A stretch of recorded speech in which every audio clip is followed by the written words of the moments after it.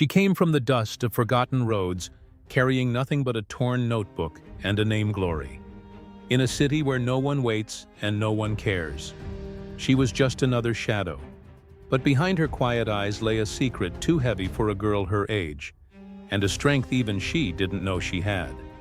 The mansion she walked into that rainy night wasn't just her new workplace. It was where her past would come back to haunt her, and where a love she never asked for would force her to choose between survival and something far more dangerous. Hope she came from the dust of forgotten roads, carrying nothing but a torn notebook and a name Glory. The kind of name that made people look twice, expecting radiance, expecting sparkle. But Glory had no shine left in her. Not after everything. Her eyes, once wide and curious, now carried a weight that made people uncomfortable. She was 17, but she had lived 100 years in silence. The city was a stranger to her. It breathed smoke and secrets. It moved too fast, spoke too loud, and stared too hard. Buses roared past without mercy. Neon lights blinked with artificial life. But none of it scared her. Not anymore. Not after what she had run from. She clutched her bag tighter as she stepped off the bus. The streets were wet from a recent rain, shimmering under the dim glow of street lamps. She had one address scrawled on a wrinkled piece of paper by a woman who barely looked at her when she handed it over. "You want work? Go there. Ask for Madam Trinh. Don't ask questions, just do your job. Keep your head down." The gate was tall, black and cold. Behind it stood the kind of house she'd only seen in magazines, left behind on train seats, a mansion perched on a hill like it didn't belong to this world. Glory hesitated. She could turn back, walk away, but to where? Back to the village, where they whispered about her mother and locked their doors when she walked by. No, this was it, the beginning or the end. She didn't know which. The gate creaked open slowly. An old man dressed in a simple black uniform stood on the other side. He looked her over with sharp eyes, then nodded once. "You're the new girl, follow me." Inside the house was too quiet. Every step she took echoed like it was being recorded. Marble floors, golden frames, chandeliers that looked like they could swallow her whole. She felt like a speck of dust drifting through a museum. Madam Trinh was waiting in the parlor. Her hair was silver and perfect. Her lipstick was the kind of red that looked like danger.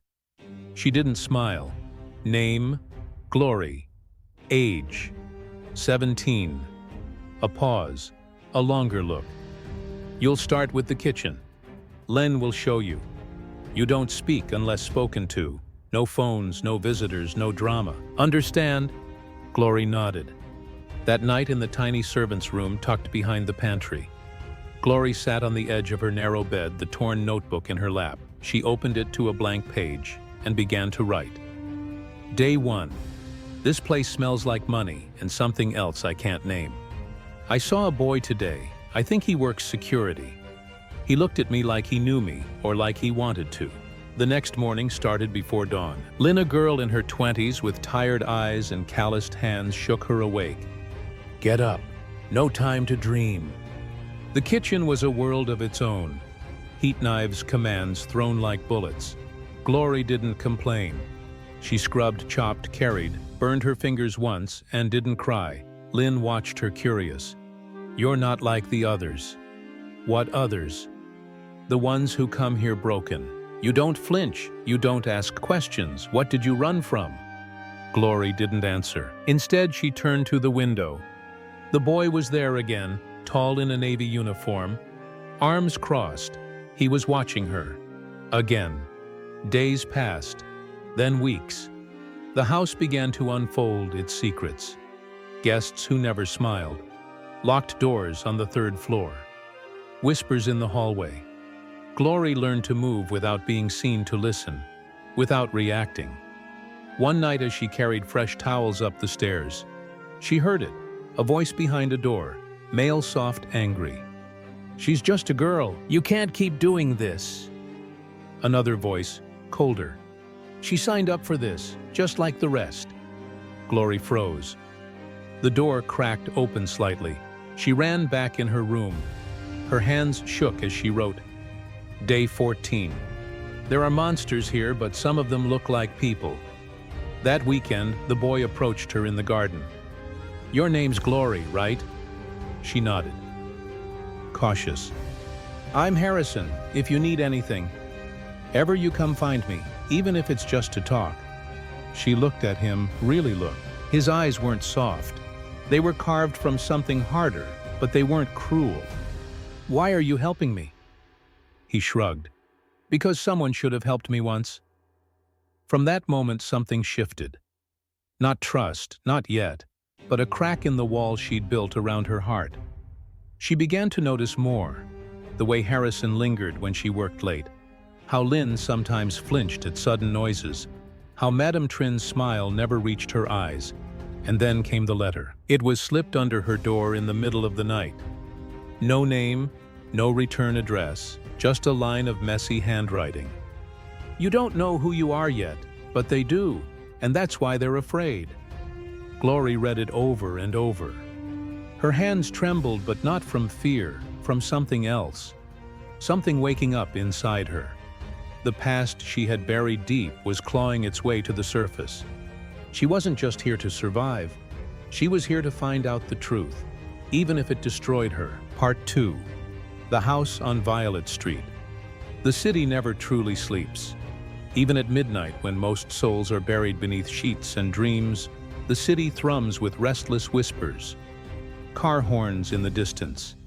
The occasional bark of a street dog and the neon lights that blink like tired eyelids. For Glory, it all felt like another planet. A planet without stars, without silence, and without the warmth of her village moon. She stood quietly on the tiny balcony outside the room they gave her. Small, cramped, with nothing but a mattress on the floor and a cracked window, but still a room with a lock, a luxury she'd never known back home. From the 5th floor, the city looked almost magical. Glittering towers rose like proud giants, and down below, rivers of red brake lights moved like lava through the cracked streets. She touched the silver locket around her neck, a simple thing, the last gift from her mother before she passed.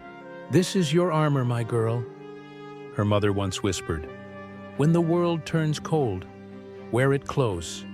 Let it remind you who you are. Glory didn't know who she was yet, but something inside her stirred, soft and fierce. Her first morning on Violet Street began before the sun dared rise. She tiptoed out of her room, careful not to wake the other workers. The mansion was bigger than anything she had seen in her life. With its marble floors and gold-rimmed mirrors, it felt less like a house and more like a museum. Every surface shimmered, every corner whispered of wealth and secrets. Mrs. Veronica. The madam of the house was already seated at the breakfast table when Glory brought in the tea. You're early, Veronica said, not looking up from her tablet. Her voice was clipped cold, like polished steel. Good.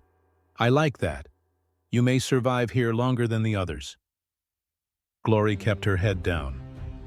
Thank you, ma'am. Veronica tilted her head, examining her like a product on a shelf. What's your name again? Glory? Humph, Veronica mused. Sounds like a name someone gave, hoping you'd become something grand. Don't disappoint them. Days passed in a blur of chores and whispered orders. Glory scrubbed floors that gleamed too brightly to ever be dirty. She polished glass vases worth more than her entire village. She kept quiet, learned quickly, and observed. The household was a silent battlefield of invisible rules. One wrong glance, one delayed response, and the punishment would be swift, sometimes a cruel word, sometimes a cut in pay.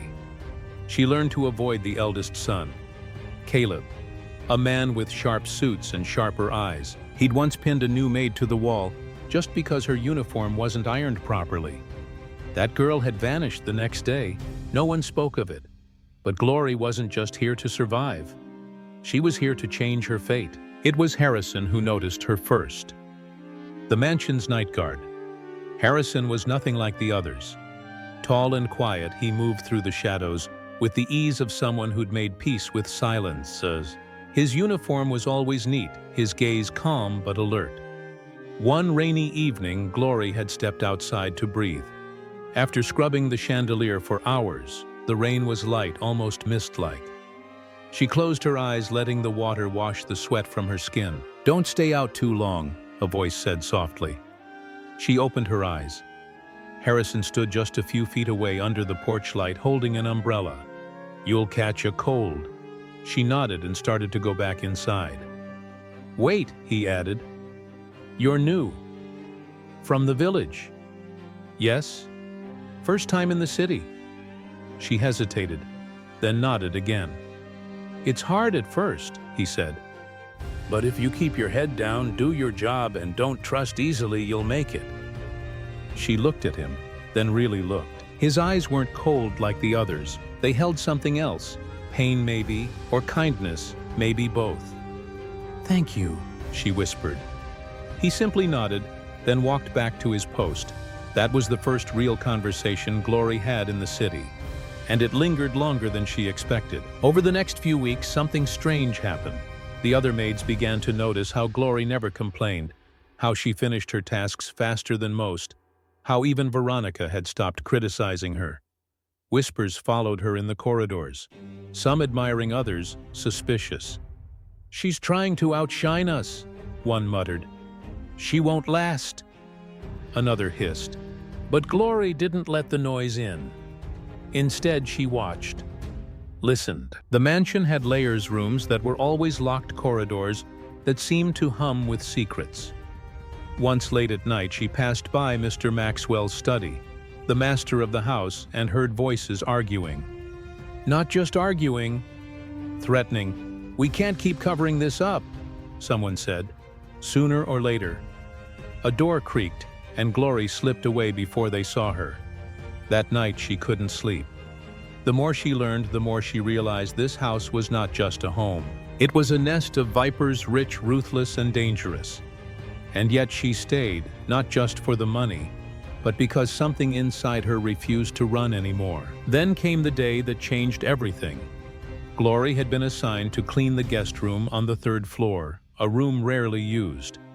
But when she opened the wardrobe to dust the corners, she found something odd, a small wooden box half hidden behind old coats. Curiosity tugged at her fingers. Inside was a stack of letters, dozens of them written in neat, elegant handwriting. The ink had faded, but the words were clear. "I should have left when I had the chance, but Caleb said he'd find me even if I ran to the ends of the earth." Each letter told a story of fear, control, manipulation. Of a girl once employed here, a girl who vanished. Glory froze. The name on the final letter, Sienna. The same name whispered by a maid weeks ago, the one who disappeared. Her blood turned cold.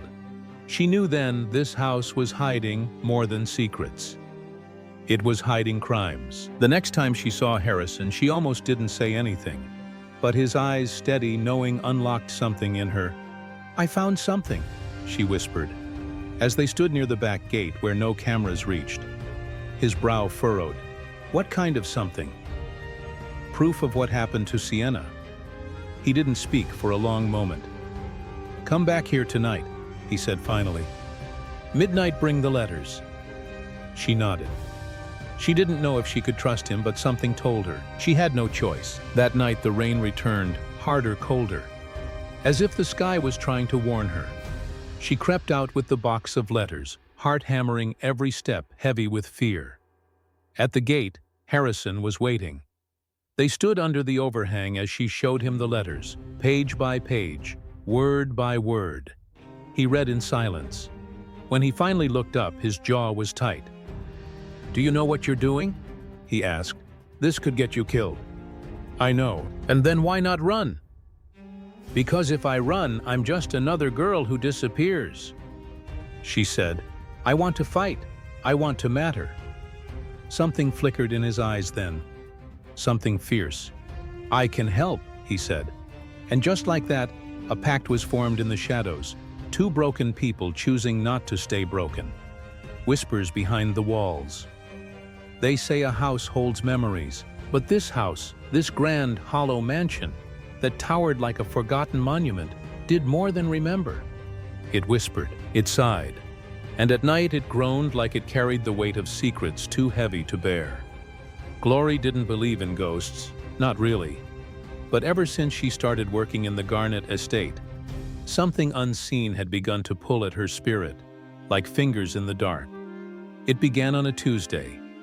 The sky that morning was a shade of gray that seemed to press down on the world heavy and low. Glory had just finished scrubbing the marble floors in the east wing when she heard it. Faint footsteps that didn't match the rhythm of her own soft deliberate. Almost as if someone or something was pacing just beyond the corridor, she paused, heart ticking faster. "Mrs. Lynn?" She called out, half hoping the head housekeeper would answer. No reply. Just the steady tick of the grandfather clock echoing down the long hall.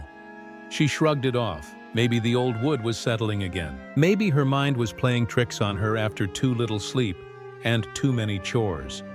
But as she turned to pick up the bucket, she noticed something odd. The door at the far end, the one she was strictly told never to open, was ajar. Glory's eyes locked on it. A chill ran across her neck like cold breath. That door, always locked, always sealed, now slightly open, revealing just a sliver of darkness. Her curiosity was a reckless thing born from boredom, from youth, and perhaps from the ache of years spent trapped in a life not of her choosing. She glanced down the hall again. Empty, with slow, careful steps, she approached the door. The brass handle was colder than she expected, almost biting, and when she pushed it just a little more, it creaked open with a sound that seemed to echo straight into her bones. Inside was a room cloaked in dust and shadows. The curtains were drawn, the furniture covered in white sheets like forgotten ghosts. But it wasn't the furniture that made her breath hitch. It was the portrait on the wall. A woman regal and striking stared down from the canvas. Her eyes were sharp, almost knowing, but there was something else, something unsettling. Glory stepped closer. That face, she had seen it before. Not in the house, not in the halls, but in a newspaper clipping tucked under Mr. Garnett's desk drawer the day she was cleaning. A woman missing, presumed dead, a wife. Her heart thundered. This was her Mr. Garnett's first wife. They had told Glory she died in a car accident abroad. That's what the whispers among the maids said. But now, why was her portrait hidden in a sealed room? Before Glory could make sense of it, a noise snapped her attention. Heels clicking fast on marble. Someone was coming. She fled, slipping out just in time to see Mrs. Lynn turning the corner. The old housekeeper gave her a sharp look, one that lingered a second too long. "You're not supposed to be here," Mrs. Lynn said quietly. I was just lost," Glory lied. But the tremble in her voice betrayed her. Mrs. Lynn's expression didn't soften. "Stay away from that door, child, for your own good." That night, Glory couldn't sleep. She lay on her narrow bed, staring at the ceiling, the echo of that woman's eyes burning in her memory. Something was wrong. In the Garnett house, something deeper than secrets. It was in the way the other servants avoided eye contact, in the way the walls seemed to listen, in the way Mr. Garnett smiled too easily too often, but never with his eyes. Harrison noticed the change in her. "You haven't been eating," he said, handing her a small rice cake during a shared break behind the garden wall. "I'm fine." He frowned. "You're not. You look like you've seen a ghost." She hesitated. "What if I told you something's not right in this house?" He was silent for a moment, then leaned closer. "You're not the first one to feel that way." That stopped her. "What do you mean?" He looked around before answering. "This place, things happen. People leave suddenly. Servants, even guests. No one talks about it. But it's there in the silences, in the things no one says." Glory wanted to press further, but the clang of the kitchen bell cut their moment short. Duty called. The days that followed brought more signs. A broken locket beneath the garden hedge. Inside, a picture of the same mysterious woman. Torn letters tucked behind bookshelves, with words like "trapped, watch him, and help me," scribbled in hurried handwriting. And then there was the mirror in the west corridor. The one Glory swore once showed a figure standing behind her when no one was there. Fear settled in her bones.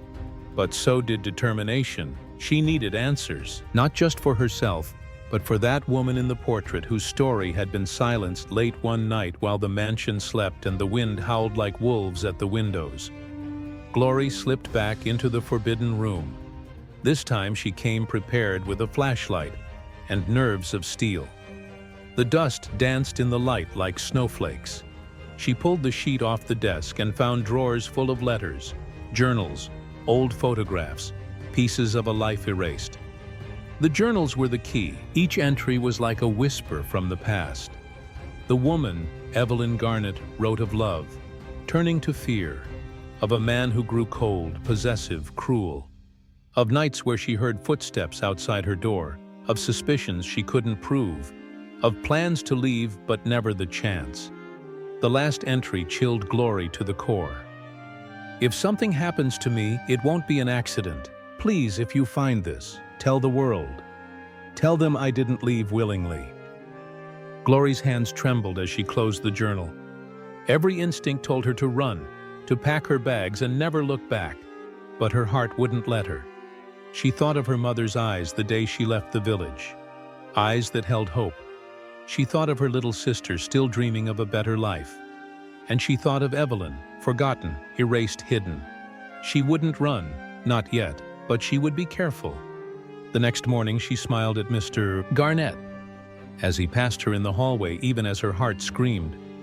She washed his dishes, cleaned his study, listened to his polite, polished lies. All the while she planned. She shared what she found with Harrison. At first he was hesitant, afraid, but then he looked into her eyes and saw the fire there. The truth had to come out. They needed evidence, real, undeniable evidence. And so together they began to watch, to listen, to dig. It wasn't easy. There were close calls, narrow escapes, suspicious glances, even a threat whispered in passing that made Glory's blood run cold, but still they pressed on. And then one stormy evening the breakthrough came in the basement. Long abandoned and reeking of damp stone, they found it. A small wooden box hidden beneath loose floorboards. Inside a stack of letters, a passport and a ring, the wedding ring.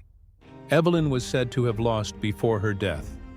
Glory clutched it like a holy relic. Proof, finally proof. But someone had been watching. As they turned to leave, a shadow blocked their path. Going somewhere. Mr. Garnett's voice was smooth as silk, but in his eyes something dark flickered. Glory froze. "I warned you," he said softly. "Some doors should stay closed. What would you do if you uncovered the truth? But that truth could destroy everything." Glory's story reminds us of something powerful, that even the quietest voices can carry the weight of justice. If they dare to speak, in a world where secrets can be buried behind marble walls and silk curtains, it takes extraordinary courage to uncover them. Glory could have turned away, stayed silent, protected her job. But she chose to stand up for Evelyn, for herself, for what's right. There are always different paths we can take when faced with darkness. Ignore it, run from it, or confront it with light. So what's next for Glory? What dangers still lie ahead? And most importantly, would you have done the same in her place? Thank you so much for staying with us until the end of this episode. Your time means everything. If this story moved, you made you feel something, or sparked a question in your heart, please hit the subscribe button, give it a thumbs up, and leave a comment below sharing your thoughts. I'd love to hear what you think. Should Glory fight on or walk away before it's too late? What would you do if you were in her shoes? This is just the beginning of her journey, and yours with us. See you in the next chapter. Until then, stay curious, stay brave,